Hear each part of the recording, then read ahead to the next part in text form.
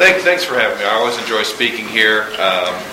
The great thing about this audience that I've always enjoyed is, frankly, you already know way more than the average citizen. I mean, I'm sitting here listening. There were discussions on Obamacare that went into detail. You all happen to know who Jeff Miller's chief of staff is, which few people outside of this room, really know or even know the role of. You're familiar with the constitutional issues. And the great thing about the Tea Party movement in general is it's starting to see results.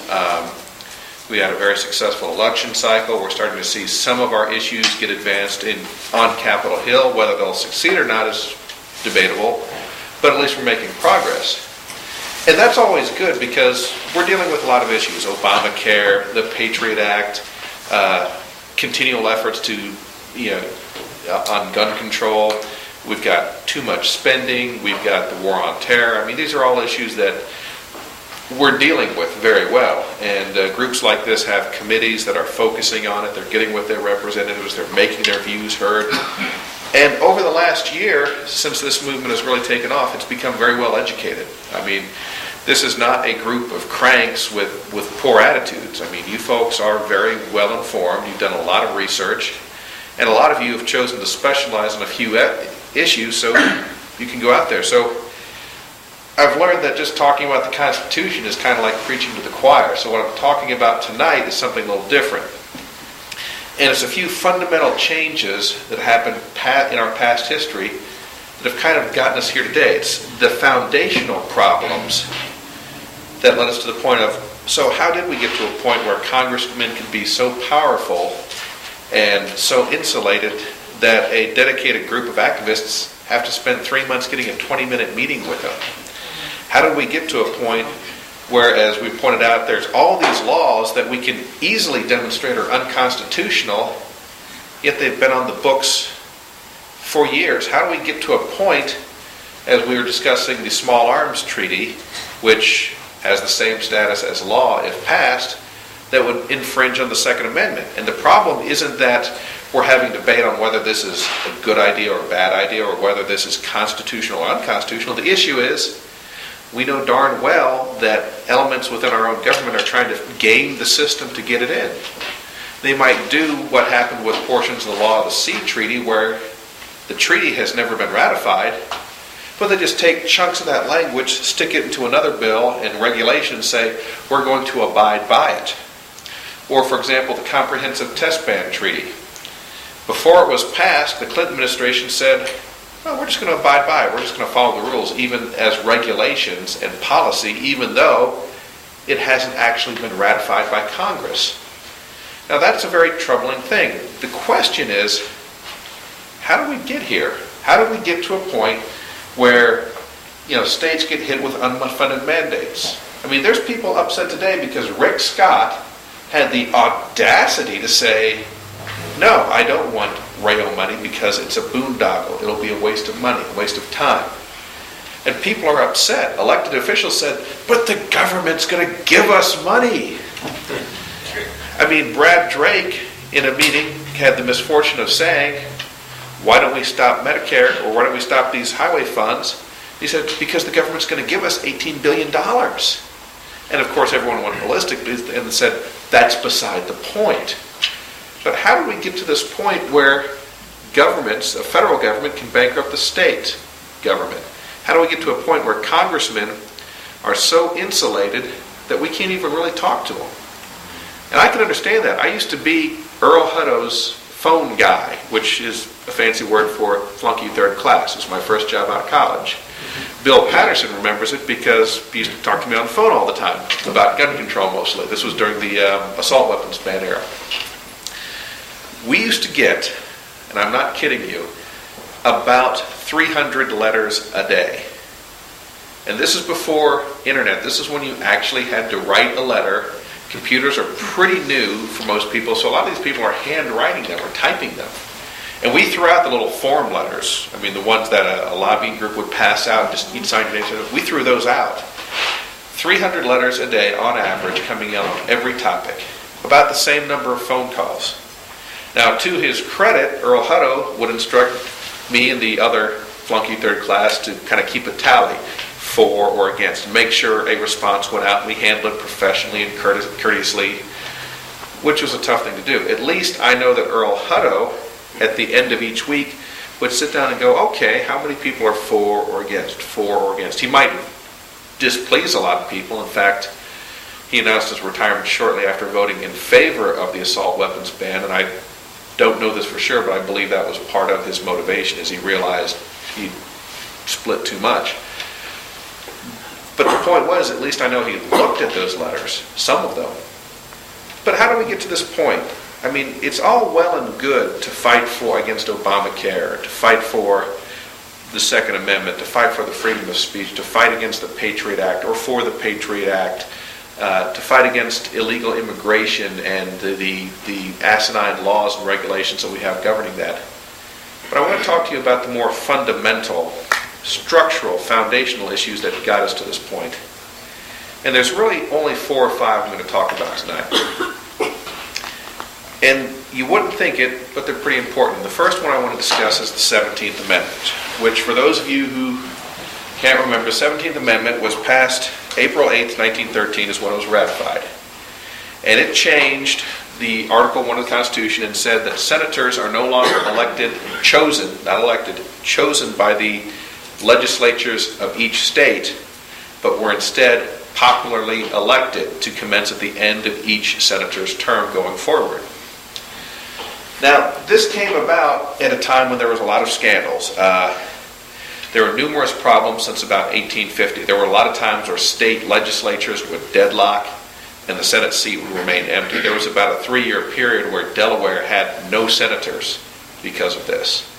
And of course, very soon after, there were scandals involved. Accusations of bribery, kind of like the Blagojevich scandal we had recently. A lot of these senators were basically the products of corrupt state legislatures. And at the same time, a lot of these progressive ideas were coming to the fore. This is the early 1900s. This is the era of Teddy Roosevelt. The idea that government can do good things, railing against big business. And there was a group that was loosely known as the Wisconsin Idea or the Wisconsin Project. And they were advancing a number of these progressive ideals that were more populist, because these populist politicians, many of whom are what we'd call left-wing today, believed in solving problems. They were, for lack of a better word, rabble-rouser. Huey Long is a good example of this phenomenon. The get out there with lots of fiery oratory and get you all fired up and say, I'm here to defend you against the little guy, you little guys against the big guys, the big corporations. And this had a lot of traction because this was a new idea. And they were advocating things such as the primary system that we have today, expanding government's role in education. They were talking about things such as eliminating the Senate election process as it was and making it more populist, because populist progressives can't get elected if they aren't able to appeal to the people. Because remember, the 17th Amendment had a function. The founders wanted the states to select their own senators so that those senators would represent the states in the federal government. I mean, do you seriously think unfunded mandates would ever get off the ground if senators were directly appointed by their governors and their state legislatures? Clearly not, because they'd be thrown out of office very quick. Their job, if you were a Florida senator prior to 1913, was to represent the interests of the Florida legislature. Because those were the guys that got you elected. And you probably were a product of that system. You know, Don Gates is going to be Senate President. He'll term out. If this was 1913, he would be either eyeing the governor's office, retirement, or a Senate seat.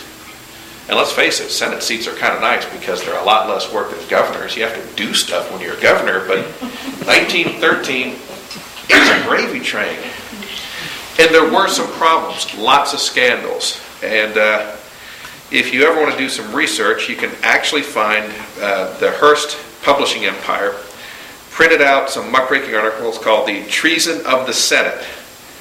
which was published in Cosmopolitan magazine of all these things. I will just say that Cosmopolitan in the early 1900s was a lot different than the Sex of the City Cosmopolitan we have today, and leave it at that.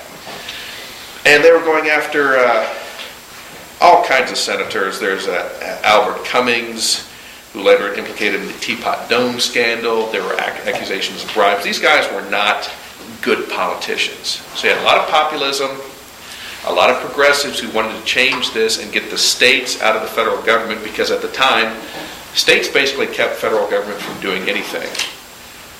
Federal government wanted to pass a law regulating something that was outside of the Commerce Clause. Basically, the states were saying, no, that's our turf, stay out of it. Unfunded mandates, not a chance. It really was a break. But once you got them out, it changed everything. Within about 5 or 6 years, you had a lot different Senate than you did in 1913. And if you remember, that's about when a lot of these progressive and liberal ideas really start to curve up. It's the era of Teddy Roosevelt, big government. That's the era of when the SEC is formed, Securities and Exchange Commission. I'm sorry, that was 1913. I'm talking the Fed was formed in 1916. These were all things that could only happen when the states were out of the mix. The Fed, created in 1916, couldn't have been passed because prior to that, state banks and private banks had that role, and they weren't about to give it up. It wasn't until enough senators were popularly elected that the notion of the federal government telling state banks what to do could come into play. And that's just one example. So as a result, it changes everything. Here's the effect. First off, it pretty much eliminates within 6 years the state's check on the federal government. One of the checks and balances is gone.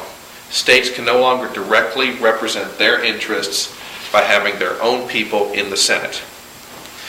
The second effect is it made senators very susceptible to the same pressures as the House of Representatives. Now, we all know politicians can be good or bad, corrupt or honest. It doesn't really matter what party you are or what branch you are. But the great thing about the old system was the pressures were different. Congressmen can be influenced by popular pressure. That was their whole idea. They're very successful. They have to campaign all the time. They have to get elected all the time. They have to deal on a national level. They're very susceptible to lobbyists, even in their old form. Senators get elected differently under the old system. Sure, they had to kowtow to the state legislatures, and they had to play nice with the political parties that ran their state legislative machines. But a lobbyist in Washington would have much less effect on a senator back then, because that lobbyist would have very little influence unless that lobbyist could influence the state legislature. You know, if the NRA or Handgun Control Inc. said, vote my way, the senator could say, I'm going to listen to where my bread is buttered. I'm going to listen to the state legislature. And oh, by the way, I've got 6 years and I don't have to campaign because I'm directly selected, so I can pretty much tell you to take a hike if I want.